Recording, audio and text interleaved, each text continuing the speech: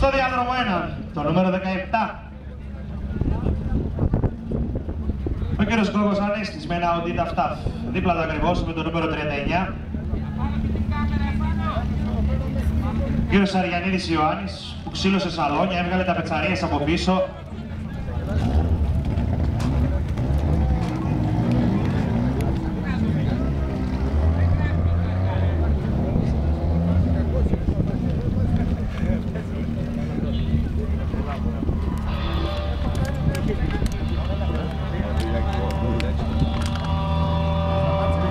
Έχουν κλειδώσει και οι δύο.